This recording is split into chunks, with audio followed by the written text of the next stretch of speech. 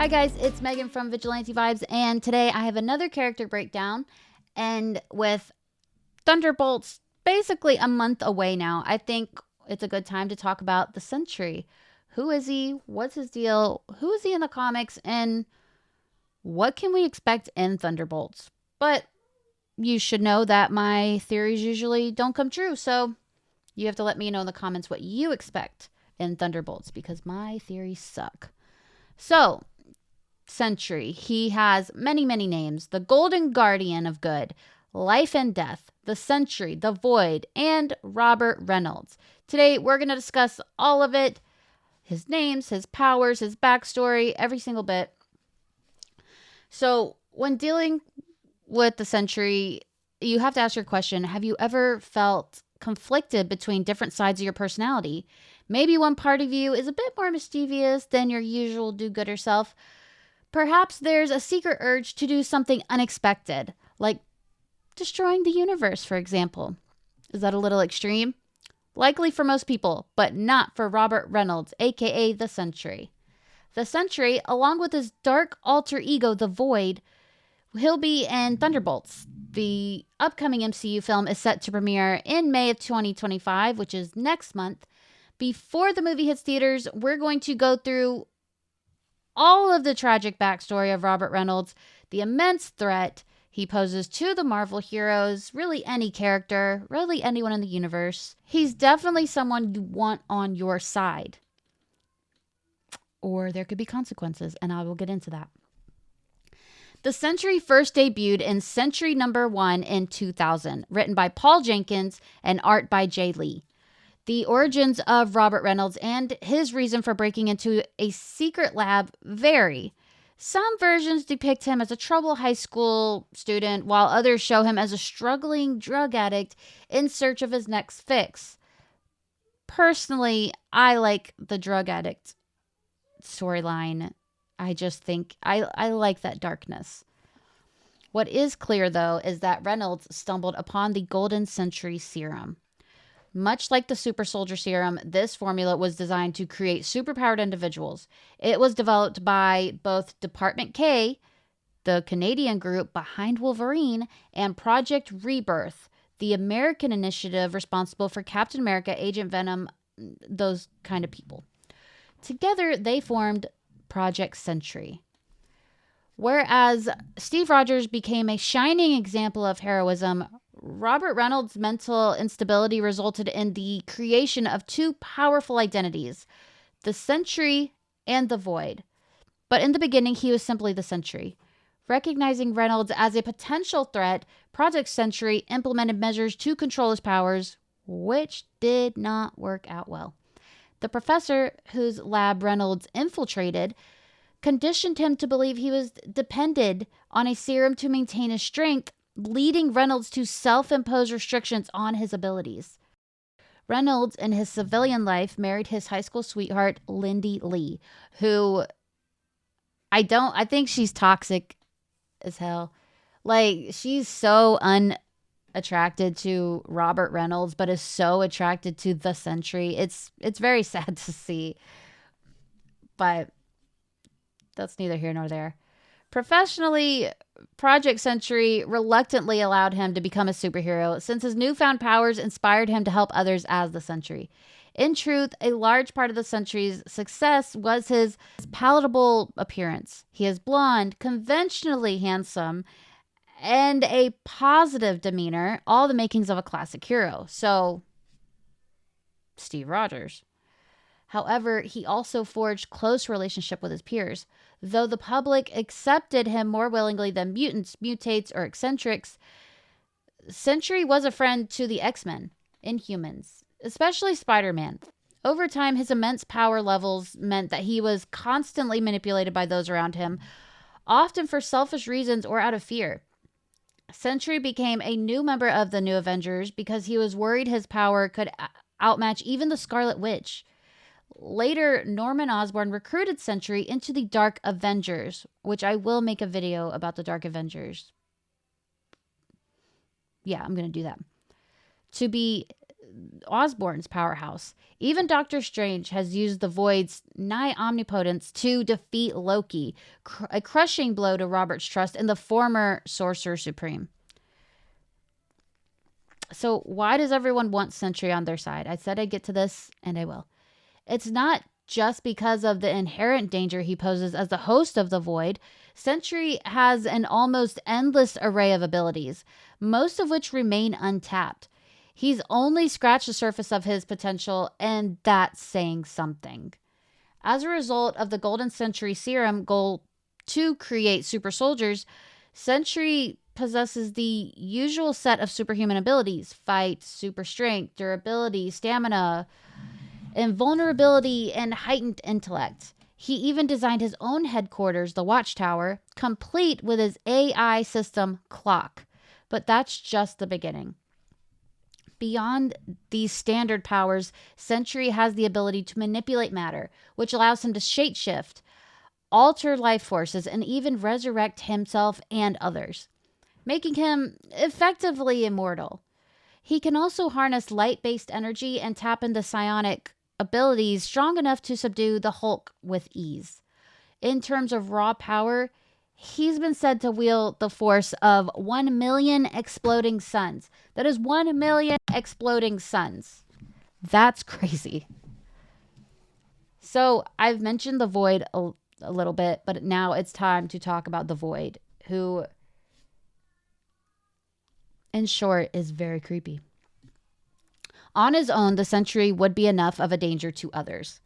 Mr. Fantastic even identified him as an Omega-level threat. Yet, there's a darker side to Sentry. Due to his fragile mental state, because he is a diagnosed schizophrenic, Reynolds cannot reconcile his 3 personas. And the concerning part is that it's not just a split personality situation. When the Void is present, it's literally another entity. It's not known for sure whether the Void is an ancient evil force or a mental virus implanted by Sentry's enemies. Whatever the source of the Void may be, it's activated itself within Reynolds as soon as he took the serum. Not even Reynolds himself is sure who came first. In contrast to Sentry's photokinetic abilities, the Void possesses unbreakinesis, weather manipulation, and the ability to possess others. Most famously, he uses shadowy tendrils to inflict excruciating physical and mental pain upon victims. The Void has vowed that for every person the Sentry saves, the Void will kill another, which is so dark. There's no question about the immense threat Robert Reynolds poses, but one lingering mystery remains. Why does no one remember the Sentry? Throughout his journey, Reynolds struggled with an internal battle of world-shattering proportions, constantly torn between the Sentry and the Void. It was this inner turmoil that allowed his enemy, the General, with the help of the mutant illusionist Mastermind, to convince the Sentry that he needed to erase himself for the safety of the entire world. Realizing he was losing the battle against himself, Sentry made a strategic move. He contacted a comic book writer to share his story, ensuring that once his history was written down, there had to be a way for him to return later. Remember his enhanced intellect? Well, using his psionic powers, Sentry erased the world's memory of his existence, making even his watchtower disappear from public knowledge, replaced by Tony Stark's own headquarters. But beings as powerful as the Sentry and the Void aren't easily forgotten, and they never stay suppressed forever. Despite his complex personalities, Reynolds shares a close bond with Spider-Man, like I said, even figuring out Spidey's secret identity as Peter Parker in the past. But he's very good at keeping that secret.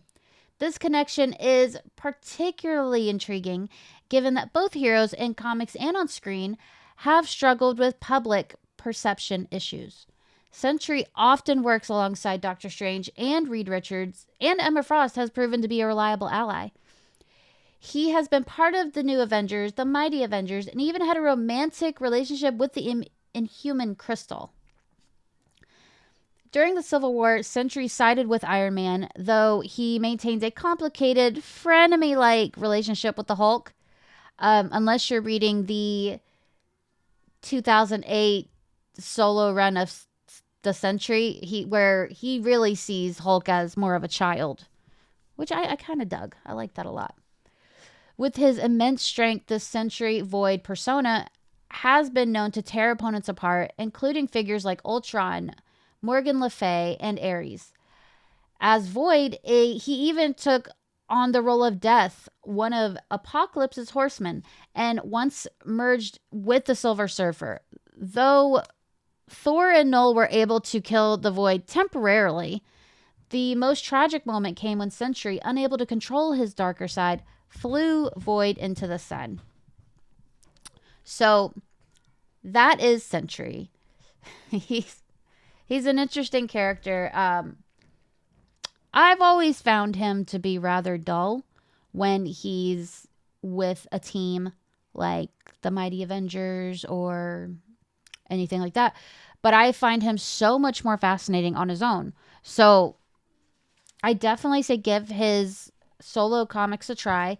I prefer like I said, the 2008's run of just Sentry. I think it's like 8 comics long. Any questions you have about him, it does a really good job answering it, and you get to know the character much more intimately. And some of it's a real mind twist, but it's pretty good stuff. As for Thunderbolts, we've seen where definitely the Void has taken over in some of the trailers where he's kind of just killing folks left and right. I'm curious how they're going to start this, because you can see that he's just Robert Reynolds when they first meet him. So is he the Sentry and they don't know? Because why would he be there? Unless Clock told him he had to be there. Because if you don't know who Clock is, his AI component, Clock basically looks through the entire world and says, like, there's about to be a terrorist attack. There's about to be a bomb going off. You have 24 seconds to get there. You have 26 seconds to get there. That's what he does all day. And he prioritizes these big events by how many deaths there will be. It's very, very interesting. I do like that about him. I think he'd be kind of a dud without Clock. But I am curious, like, maybe is Clock what brought him there into the sorry, I have Daredevil on the mind. Into the Thunderbolts? I don't know. Is the Thunderbolts going to help destroy the Void? Because, like, they can't. He can temporarily be destroyed, but he comes back. The Void very clearly says in... Oh, my gosh. What is it? Sentry number 8. That as long as Sentry Robert Reynolds is going, then the Void will be there too, because he's a part of him. So you can temporarily get rid of him, but homie comes back. So that was my character breakdown of the Sentry. Pretty cool guy. Like I said, I find him kind of dull when he's on a team working with others, but I find him so much more fascinating when he's on his own. He does have a lot of depth to his character as a schizophrenic, recovering meth addict that took the super soldier serum because he thought it would give him a fix. Turns out they were trying to recreate the super soldier serum, but they made it 100,000 times stronger. So you have the Sentry. So it's not bad. Not bad. So let me know what you think of the Sentry in the comments. Let me know what you think is going to happen with the Sentry in Thunderbolts. And thanks for watching this. So like and subscribe. And if you really feel great, go ahead and share it. It's okay if you don't, though. I don't really care. With that being said, have a marvelous day.